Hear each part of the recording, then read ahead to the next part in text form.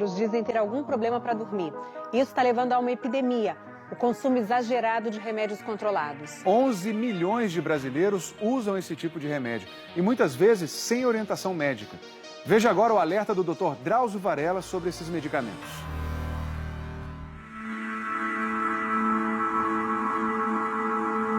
Quando a noite cai e as luzes da cidade vão se apagando, é hora de ir para a cama.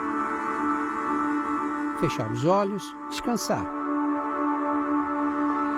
Mas para muita gente não tem jeito. O sono não vem. No mundo de hoje, dormir virou um martírio. Para pegar no sono, muita gente toma medicamentos tarja preta que nem sempre foram prescritos por médicos. A automedicação é frequente. A pessoa toma o remédio que a vizinha ou um parente indicou. Estamos diante de um grave problema de saúde pública. Você acha que existe um abuso dos medicamentos para dormir hoje? Com certeza. Até porque a gente está falando de 80% da população se queixa de sono. Andréa Bacelar é neurologista, especializada em medicina do sono. Nos últimos anos, viu crescer o número de pacientes dependentes de remédios para dormir. A gente tem dois tipos de medicações. Aquela medicação que eu compro, não preciso do médico, não preciso de receita e vou à farmácia e compro. Os mais populares são os antialérgicos e os medicamentos contra náuseas, que têm como efeito colateral o sono e que, claro, não deveriam ser usados para esse fim. E a gente tem o outro extremo, que são as medicações que precisam de receita controlada. Existe uma grande variedade desses remédios tarja preta usados para dormir. Os mais comuns são os benzodiazepínicos, drogas que agem contra a ansiedade, relaxam os músculos e estabilizam o humor, entre outras ações. Em geral, as drogas que compõem essas medicações terminam em PAN.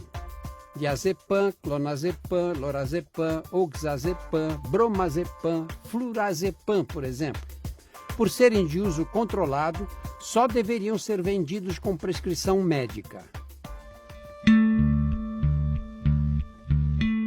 Mas nem sempre é assim.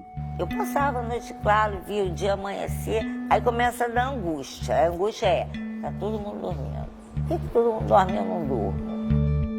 Margarete decidiu por conta própria tomar remédio para dormir. No Brasil, o consumo desse tipo de medicação entre as mulheres é maior do que entre os homens. Que critério você usou para escolher o medicamento que você ia tomar? Indicação de outras pessoas, da própria farmácia. As primeiras vezes que tomou o medicamento, conseguiu dormir direito? Apaga. Não é dormir, aquela coisa gostosa que todo mundo faz, não. Você dorme. Acorda bem. Eu acordava bem e tal. Mas aí o dia vai ficando um pouquinho agitado. Chegava à noite e 11, meia-noite, 1h. Eu não vou dormir, né? Não. E eu vou tomar mais umzinho. Logo, um comprimido não era mais suficiente para pegar no sono. E ela foi aumentando a dose. 2, 3, 4, 5, chegou a 6 num único dia. Margarete tomou o primeiro remédio para dormir há 20 anos. Não conseguiu mais parar. Naquela época, você alguma vez pensou que você tinha uma dependência de droga, Margarete? Não, eu achava que não. Eu queria ficar calma e de noite queria dormir. O que aconteceu com a Margarete é muito comum. Essas medicações induzem um fenômeno que nós chamamos de tolerância. À medida que você usa, o organismo vai se acostumando. Com o tempo, para obter o mesmo efeito e dormir, você precisa aumentar a dose. E aí fica mais tolerante e tem que aumentar a dose outra vez. É claro que tanta droga todos os dias faz mal para a saúde. Eu posso começar a ter sonolência durante o dia e alteração cognitiva. Isso é ainda mais preocupante na população idosa. A partir dos 65 anos, a gente começa a se preocupar com a memória, porque 5% dessa população terá demência. Com 80 anos, 40% da população terá demência. Imagine esse indivíduo que, se ele dorme mal, ele já não consolida a memória adequadamente.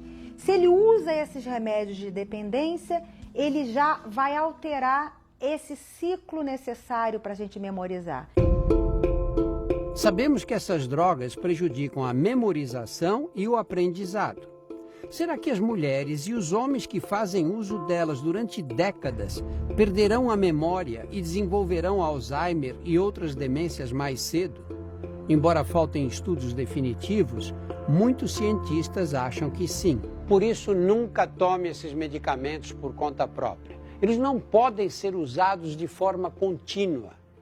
Precisam ser receitados por um período de tempo limitado. Meus colegas médicos devem ter muito critério para prescrevê-los, para não criarmos uma legião de dependentes químicos que nunca mais conseguirão dormir sem tomar remédio.